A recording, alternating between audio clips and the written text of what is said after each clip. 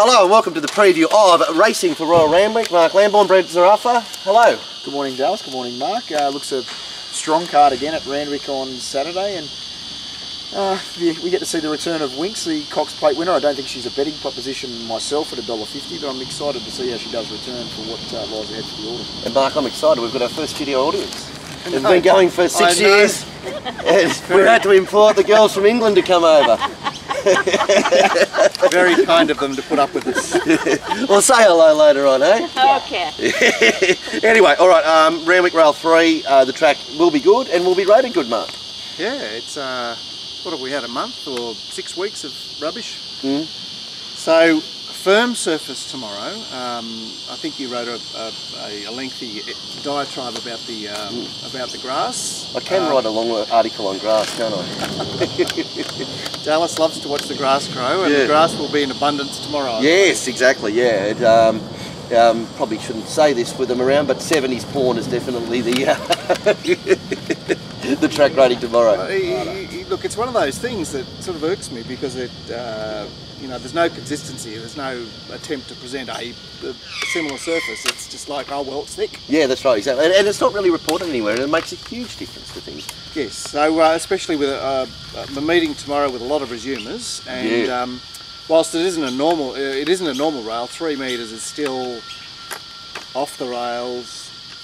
Probably a middle draw is probably the order of the day. All right, let's get into it. Race 1 is for the 2-year-olds over 1100 metres. We have a couple of scratchings early in Palladium and Quick Feet, and Prized Icon and Telperion dominate the market at the moment. They do. Prized Icon's yet to really feature as far as early speed is concerned, so I imagine that he sits midfield. Vienna Waltz is back from 1200, but will be urged forward from her wide gate. I believe that there's some intent to ride Telperion behind. Do you know about that? Yeah, that's what I've read, and what I gathered from its barrier trial was that they were looking to get the horse in behind. And I noticed John O'Shea saying, what's Telperion by Street Cry? He said the breed are much better. He's starting to learn a bit more about the breed, and he feels that they're a better horse settled off the pace and allowed to hit the line rather than driven out of the gate. So, well, he needed 100 Street Cries to work that out, didn't he? I'm not sure. It's only what I read on one of the websites during the week. Well done, beautiful. All right, so where are we going? Sprite. Sprite was a horse that I think John Walter and Glenn both mentioned on the Punter Show 2 weeks ago. Back on the inside, wasn't in the right part of the ground. Ran very strong last 800 metre sectionals for the day. I think second best for the day. But it did start 30 to 1. It is trained by Gary Fraser. It's a horse that I sort of like, but then you look at its price, and it's got barrier 1, and you look at its price now, and this is with the other scratchings, and it was $6 seems tight for that situation, but it's a horse I gravitated to. I think coming out of that Widden Stakes, it's probably one of the strongest 2-year-old events we've seen this season. Yeah, absolutely. I thought it performed quite well. Tick, but it's just a bit. Gary Fraser can get a 2-year-old up and running at this time of year. I'm sort of not too concerned about him. I had it as one of the leading hopes with Teleperon and the top one, Prized Icon. They were the three that the market to me had a pretty spot on. Speaking of sheets, you've said Prized Icon, mate. Yeah, he's prepped up for this. He's at 1,000 metre run on this track. Back, he's up to 1100 metres. Bowman stays on, and he's got the Randwick form. I mean, Telperion was. We spoke about him before debut. He'd been urged along to run some time in a barrier trial, and then led them up over 1100 on debut, which can be a nasty experience for a 2-year-old, and he certainly hit the wall. Yeah, it's sort of a typical run of a 2-year-old that's okay, isn't it? It's gone a bit hard, dropped out of it, probably as you expected. Yeah, he scares me here, but I've ended up choosing number 1, and a horse I don't know much about, the Robble horse, Sugar Palmer, who appears to have overachieved at a last start on the Gold Coast. Anyone got a comment about that? Yeah, I thought it was its 900 metre maiden win was quite strong at the Gold Coast. I don't know about the depth of the form, but it was a good performance, set off the speed and really attacked the line quite strongly. And then did the same thing in that Group 3 Bruce McLaughlin, which traditionally is not a bad lead up heading into the Magic Millions. It didn't get there. It's had a bit of a freshen up. Its trial was okay recently, I thought. Anyway, all right. Yeah, she was a query with me. Look, I take on board what you say about the bottom one. I couldn't find her. I would have thought it'd be a hard horse for you to price where the market I is. noticed that I know that John Walder's very keen on it, But fair play to him. Short salute. what are you? I'm Sprite, just ahead of the top two. I'm Sprite, but I don't like the price. Yeah. All right, race 2 is over 2,400 metres. Gala here, another cocktail, $4.60. Lord Disick, $5.50, and Magical Stance going around. Well, 2,400 from Well, the Magical 2,400 Stance. is it makes this race a little bit more interesting than it would be, I suppose. Yes, and the interest in this. Firstly, the interest in this race is will there be some intention on Mr. Steele after? Yeah.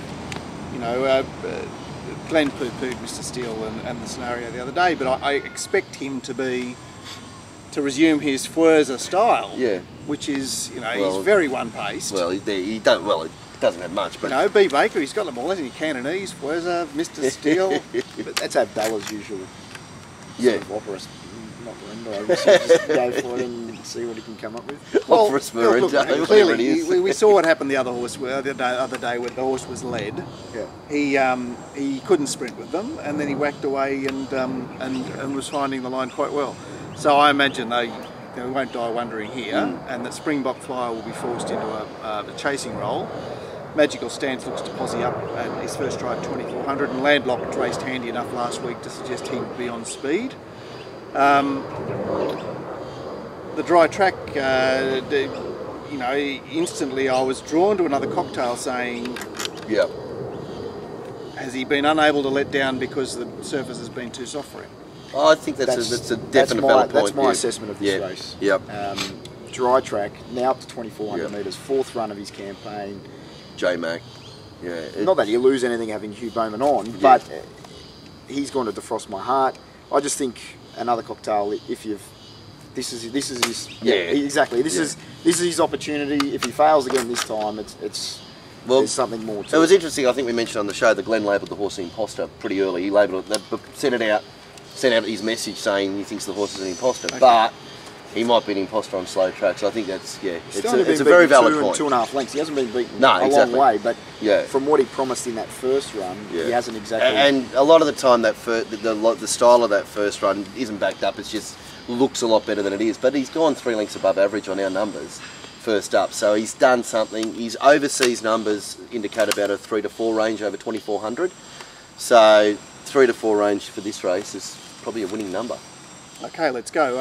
I was only interested in Defrost My Heart and Lord Disick around him, but maybe I'm being too hard on Magical Stance, who's a very consistent horse. Yeah, absolutely. Just say Magical Stance too. The numbers that we're showing is showing that it's losing a lot of its early pace. So therefore, maybe the 2,400 metres might be what it needs now. Let's just let it have one at 2,400 and say, okay, it can display its best now. I want to mention the bottom one because I thought that he was brave the other day. I know that horse is an imposter. Now's the time. Runs with his head on his side all the time. But he had him done cold, and a slightly raced 4-year-old can stick his bib out here. All right, lovely. Well, that's that. Mark, what's happening with your products this weekend? The new revitalised Mark Lambourne assessments. Vitalised, Al. Vitalised. No, well, if it's vitalised, it's suggesting there was... Actually, both of them suggested there was no vitality to them anyway. There's more shit on it. Yes.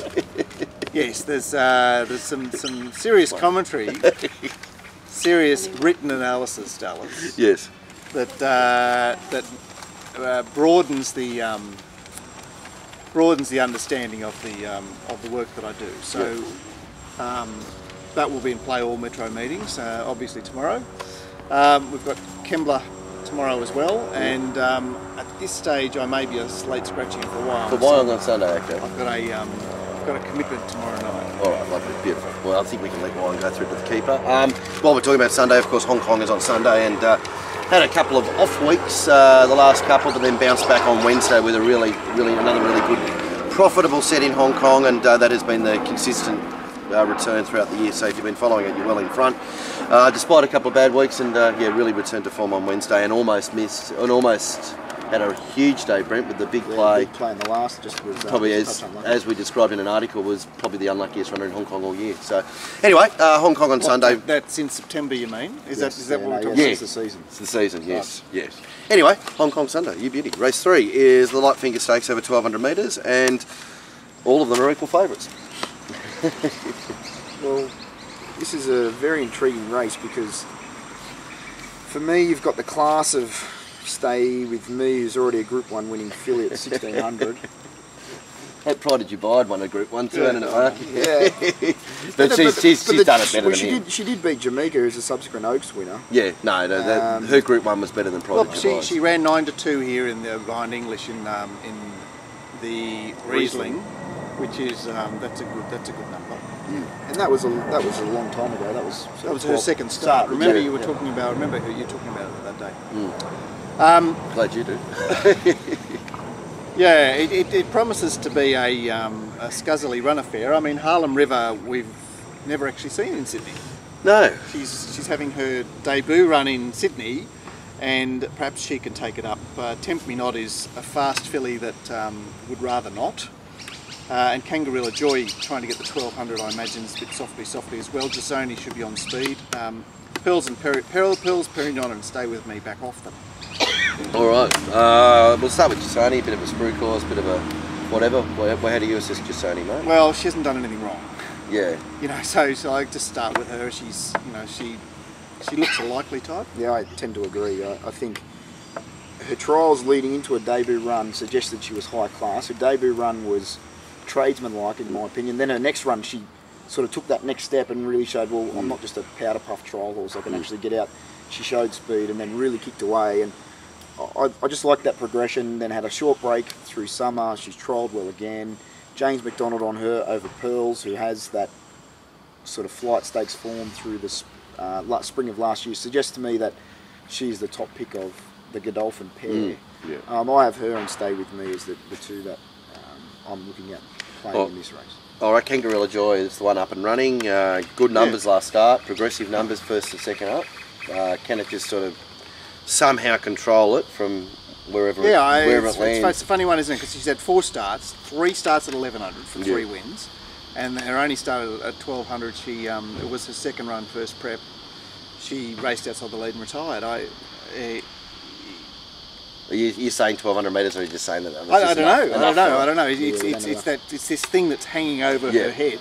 Yeah. I'd have to try her here, but She's got a bit of the spill the beans factor in that. She's probably going to be like spill the beans. I know it was first up, but he had that jump in terms of Gerald adding. It was right Gerald up to the first mark. up, which is exactly ready That's to right. She comes into rock. this race third up. It's a solid platform, isn't it? Isn't it what? Is it and on a tough track? I mean, but then as you said, if she's not going to get 1,200 metres, but in saying that her last 800 metres have been indicative that the extra 100 metres is going to be fine for her. So I think she's my starting point in the race, and I think not a bad play. I don't really have much else to add. I was sort of just thought the class of Stay With Me and Jasoni might tell late, as you mentioned, in the 1,200 metres. Well, it is a race that has 6 first uppers, so how can you breathe without Mounting Yard Mail, Mark? You can't, and I'll certainly be sticking out and leaving it to the Mounting Yard Mail. Yeah, it is really a Mounting Yard Mail time of the year for the next month. Well, every month is, but for the next month. With all these horses resuming, obviously, their fitness and their preparedness, if that's a word. No, it's not, is vital. So, yeah. Mounting Yard Mail, both Sydney, Glen Pollard in Sydney, Warren Huntley in Melbourne. You can package them up for $55 or get them for $33 each. Moving on to race 4, the Highway, and $5 King's Officer, $5.50 Fairyland, and the others in the market under double figures of Van Halen and Lady Lobban. Now I know that people have been excited about the Highway, but honestly, taking it to 1,800 metres, no, let me out of that. Really dropped it off the perch. Yeah. I tend to agree. All right, you must have been excited scouring through these ones. Yeah, well, but what it has done is, I think there's one horse that's perfect for the 1,800 metres, and that's the top one in King's Officer. It looks the obvious. Yeah, and it has that. I think what we're seeing is the key to the Highways is the form. It's Saturday form. It's just Saturday form, but it's a terrible horse. I agree with you. I marked a 13-4 equal favourite. Yeah. And he's currently $6. Yeah, so that's fair enough. I know that John Walder marked it similarly. You've pointed out that it sort of sticks its head out amongst this race because we've got a horse like Fairyland that's got some city credentials of old, and she returned under her new trainer to a highway race there 2 weeks ago, but she had suitable track conditions and really didn't do a great deal. As far as the speed is concerned, Baz's Boy looks to use his gate 1 from a 1800, which is a tricky start. Sirius Spy's back in distance, but does like to be on speed. Fairyland and not far away, and Lady Lobbin I've never seen it lead before, but he drove it out of the gates the other day. I don't know what the plan is tomorrow. And the rest of them, this is just... just some of those like Class 1 tail reform, like you've got absolutely no idea how to line that up and how they're going to travel down to Sydney. So I'm just sticking with what I know here with King's Officer. I know it's got a fair bit of weight to carry, 59 kilos, but it's 2 runs at Randwick in those highway races at 14 and 1600 metre, just had distance crying out. It just wanted more ground. It was virtually untested in the race behind Music Man, beaten a length there by Mr. Steele in a bench at Canterbury. Just seems good enough for me in this event. I'm happy to be with King's Officer. I sort of looked at it and I thought that'll do me for this, and I really don't want to get too deep. Of course, there is one horse that was constantly with him, and that's Van Halen, who got beaten 31 lengths there on Australia Day. Back on top of the ground, and sweeter draw, I think he's the other one. Okay. All right, King's Officer Van Halen, I'm just King's Officer. Beautiful. Race 5 is the Southern Cross Stakes over 1200 metres, and another field full of resumers. General Ife, about $3.50 in favourite. Rich Enough, one of the more interesting runners of the day, around about the same price. And the other ones in the market are Vashka and Big Money, and Boss Lane. Sort of there. Brent, firstly, you spoke with, we'll talk about the pace in a sec, but you did speak with Peter Snowden, and that was the, as I said to you, it was the Seinfeld interview. Yeah, well, wasn't it? He's just sort of, he was basically of the opinion that that of us would be looking at the race saying he thinks the horse is in good order, it's trialled well, but until you put these horses under pressure and under race conditions, you really don't know whether they've still got the fire in their belly as what they did as a 3-year-old, or whether he's sort of started to have other things on his mind, being a 5-year-old entire. So he sort of couldn't be confident that the horse is absolutely back to its best, but he feels the horse is as good as he could get it, and he seems a happy horse, and it's a bit of a wait and see. Over to race day, Mark. How did you work it out? What are we going to do with the pace? What are we going to do with the race? Look, Decision Time is raced with success in a similar race where he led, and he could be keen from out wide. Obviously Tiger Tease and Rich Enough get out and part of the van, and Vashka is first up, but is also one of those sort of horses. So there's 4 horses to poke forward. Big Money and Boss Lane would be next best. Aussies Love Sport probably ridden quietly, but General Ife, every time I see General Ife at Randwick, I just, there's something not quite, there's something more exciting about him at Rose Hill than there is at Randwick. I mean, he presented, look, he's found a lovely race to resume in. It's only a short break, it's barely a spell. And certainly has to be strongly considered. Yeah, I tend to agree. I've got him on top. I think the dry track is the big thing for this horse, because he was scratched from the Expressway Stakes a fortnight ago and has subsequently trialled. So draws a soft gate, just should be parked in behind the speed. I think he's a proven weight for age sort of sprinter in a race that's not that strong in mind. Yeah, I suppose the strength of it depends on what happens with Rich Enough, whether it turns up or not. You know, what is Rich Enough? I mean, Rich Enough ran second in the Caulfield Guineas, and we've been waiting ever since. Been gone since, yeah. And it was a run that could easily, looked like it might have burned him out. Well, it could well have, but he's had that preparation now. Does he get over it, and does he come back? That's the question, isn't it? And blinkers off. Look, I look at his 4 runs last campaign. They're all off a long spell, and I go, yeah, well, there's an excuse, and there's an excuse, and there's an excuse, and there's an excuse, and look, I don't know. I'd much rather go with something I know, which is like Aussies Love Sport resumed that his last run here on the 3 metre rail was good enough to win this race.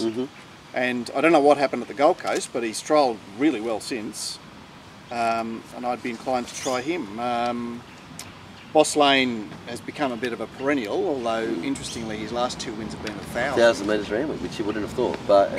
And he was heavily backed in that race that I described. The Decision Time beats Boss Lane, beats Vashka first up. speaking of Vashka, why did it trial on the 4th of January? Yeah, I don't really know. That's a long time ago. Seems like there's been a speed bump there, hasn't it? So what would it have been getting ready for at that stage? Yeah, that's got me a little bit confused myself. I'm not quite sure. But it's a race that I don't really No, like. it's hard to grab the it two to. horses are well found in the market and rich enough in general leaf. And then I really don't know if there's anything that I could back to beat. On big money, it's paraded awfully. It's almost got the record at the moment for the worst parading horse in Sydney. It just doesn't catch me as a horse. No, it hasn't, but maybe if it could improve its manners in the yard, it can find a couple of lengths. So does that happen? Like oftentimes I've heard you guys describe these horses. It's either it's looking fat or it's parading poorly, and they just seem to keep doing that. Yeah, absolutely. I think looking at how it is, I'd be surprised if it turned it around. But I'm saying if it does turn it around, watch out. There's 3 lengths, Yeah. and if it finds 3 lengths, well, hello. $6 looks a good price. Anyway, yeah, bit of a confusing race, isn't it? Running our mail, you're running hope. Race 6, gifts.com.au, handicap over 1,600 metres. The Melbourne visit. What is it, Dewey Bow? Jubio. Jubio, $3.80. Why? What's going on here? I couldn't work out how short is it. I went, okay, I like what you're doing, this preparation, and I went near that price. Yeah. Okay. Massive respect for Kieran Maher. Allegria next pick, and the other ones are $9.50 Marinostro, and Marakaba is $5. Oh, okay, so the Melbourne visit. It's numbers last race. No, I'm prepared to say, he's a worthy look in this race. Yeah. Why is he the 11-4 favourite? I don't know. And the only time we've seen him in Sydney, he was quite plain in that race that was won by Eisenhower as an Arco, disgracefully. It's not the strongest. No. Well, it's probably wet track, slowly run race, Christian Reef, whereas here we should get a solidly run mile. We saw Moral Victory. Yeah, well, Moral Victory was a bit softly at 2,000 the other day, but Mine's all a bit fresh, back to a mile, yeah. Well, up you go. He's going to look at it. It's Villiers' run going, well, let's just ride it like that, surely. Yeah. Marinostro's an on-pace runner. Test of Shadow's been successful, ridden right up on the speed, and Vitello is drawn deep and can be expected to poke forward. Marakaba races on speed, and off the rails is up to a mile and won't be far away.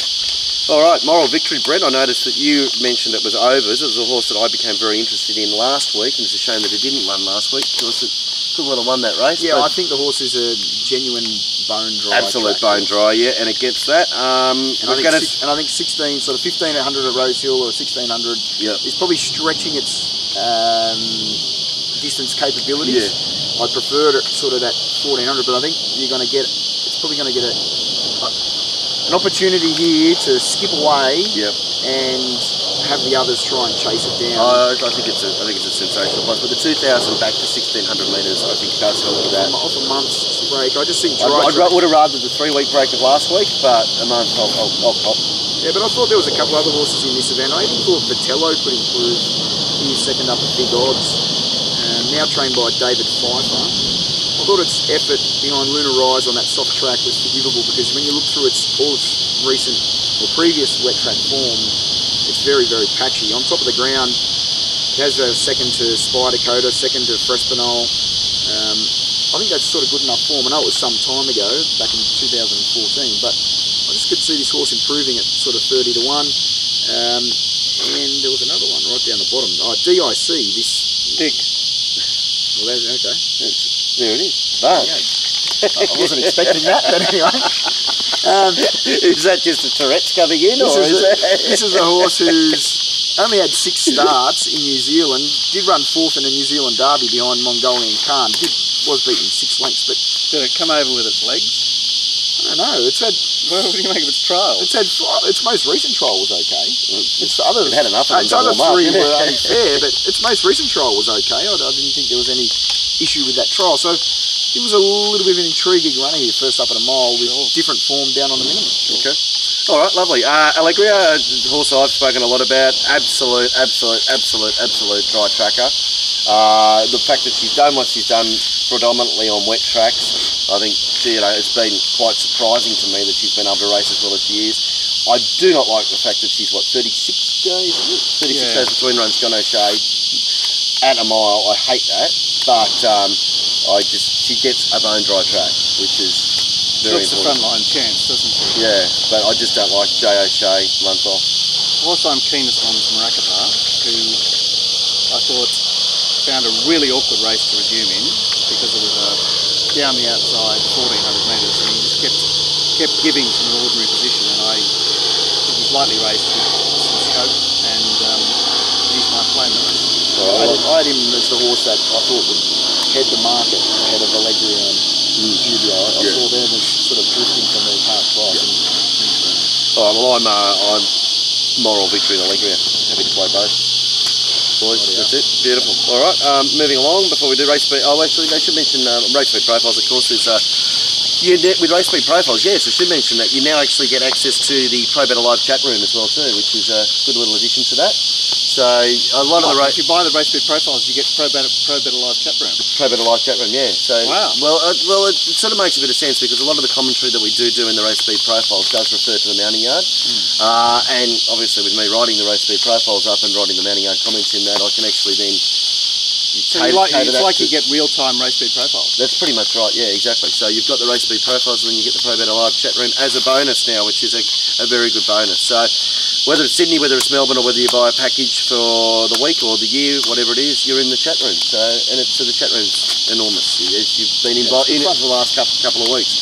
Get a lot of good information floating through there. So whether it's Pro Better Live or whether it is the race speed profiles, way you go, and we've also got sponsored by the cicadas. Cicadas. They stopped for about did you notice they stopped for about a few minutes there? I don't know, they've turned my head in, Dal. Yeah, that's good, aren't they? Great. Well, we're in your park. What are you going to do about it? Full throttle, cut the trees down. Lovely. All right, okay. Race speed profiles, and of course we've got the $20 DK and Potts new $20 budget service. What's that? Wednesday through to Sunday? Wednesday through to Sunday. You'll get about 8 to 10 tips for the week and staking plans and all that. So. What a very easy way to turn a good profit, which we sure you will over the 12-month period. Just jump on $20 a week. Happy days. Apollo Stakes is the feature race of the day, 1400 metres, and Australia's best racehorse is Winx, and she resumes here after a minor win in the Cox Plate. She's become a crazy horse, isn't she? It's just wild. She like. Remember 12 months ago we were just maligning her. Yeah. All the time.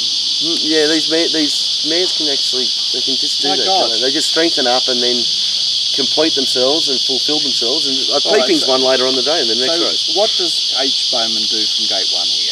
Whatever he likes. Speed, where's the speed come from? Solicit Lebos, yeah. So it's Bohemian Lily? Bohemian Lily, yeah. Pretty slow speed, isn't it? So does that give it's the opportunity speed, to park 2-3 pairs back the inside? Yeah. I don't think it matters. It doesn't. He can be last if he wants. I mean, he probably won't be last behind a couple of slow coaches. Anyway, you prefer it didn't draw back gate 1, but it probably it's Huey gate 1. Doesn't matter. It's Huey gate 1. $1.50 though. Yep. Why not? I reckon she'll start at $1.30. Where else are you going to go? Solicit? Yeah, well, Solicit was out of a comfort zone the other day. She gets the 1400, control. She's going to run. Good.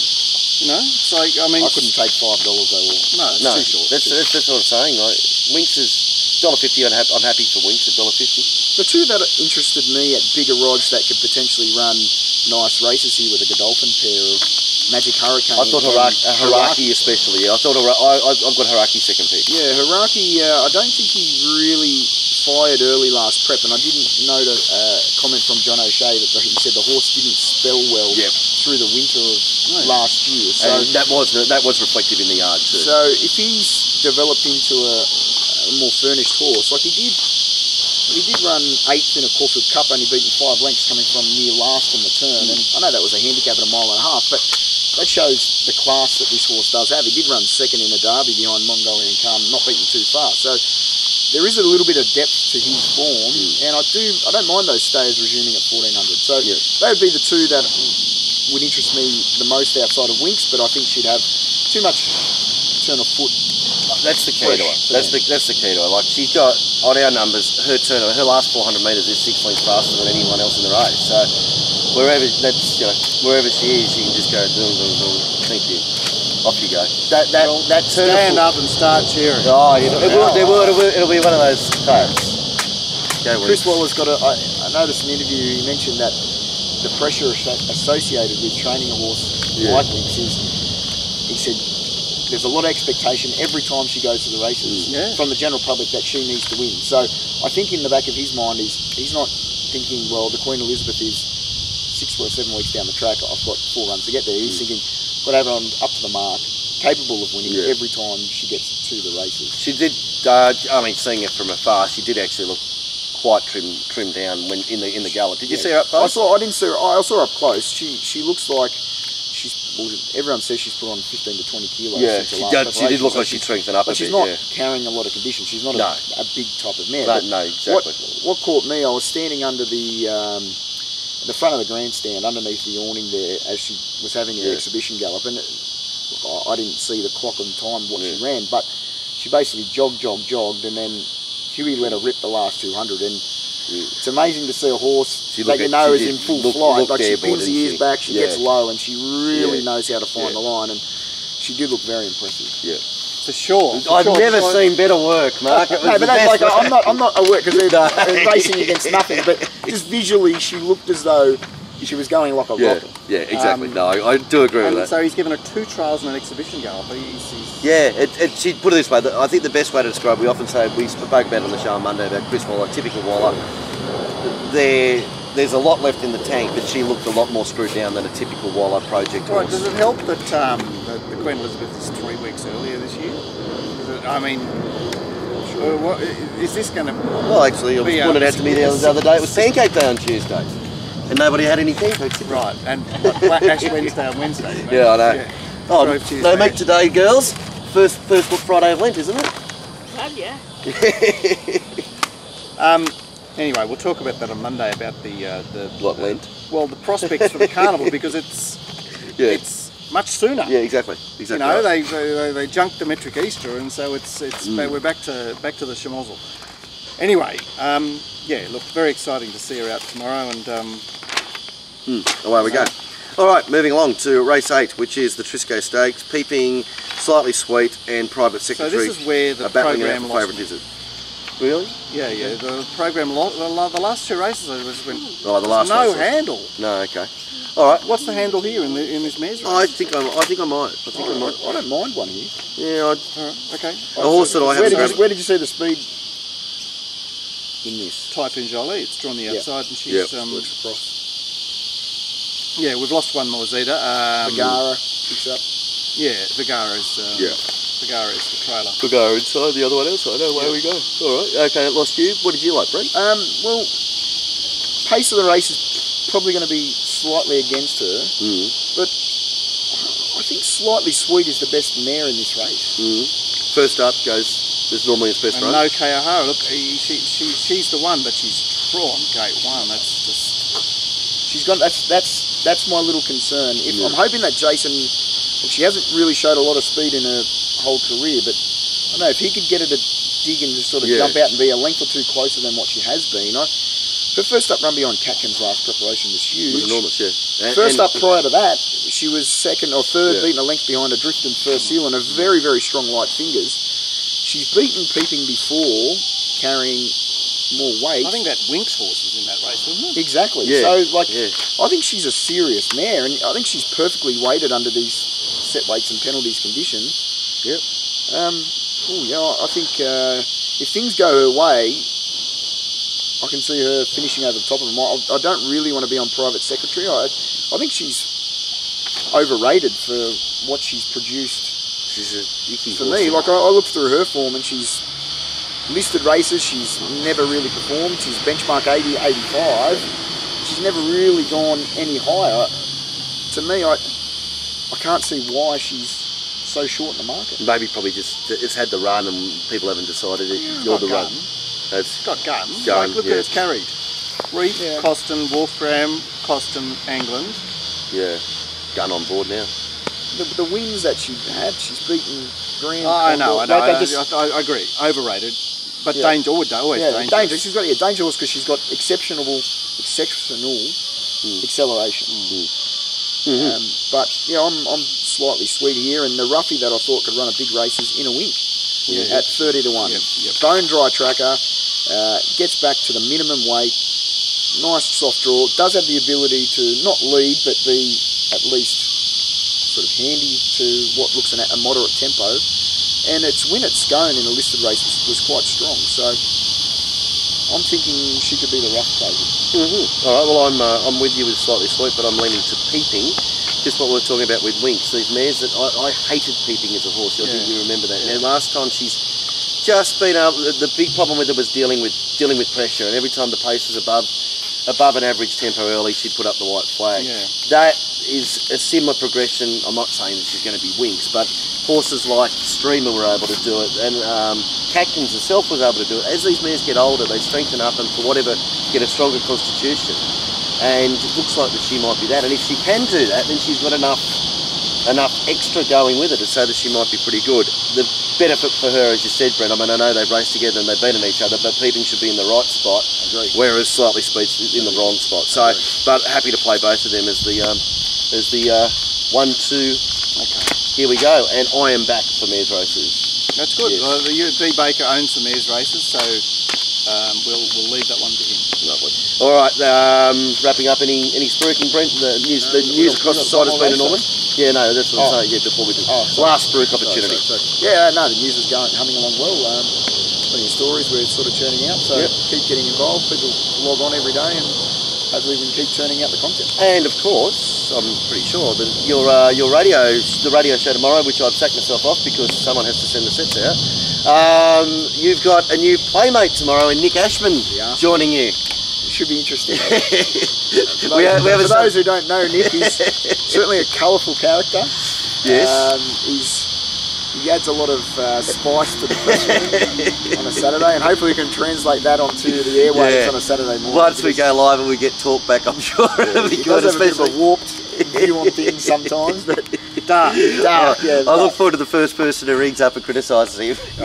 He's one of the greatest, Nick, and he's got some interesting stories, and I still just can't get that spring of, what year was it, 2014 out of when he had those quaddies, trebles and and things going for about 1.8 million. I was busy there helping. I think we might be out here, Dale. Oh, we are. There you go.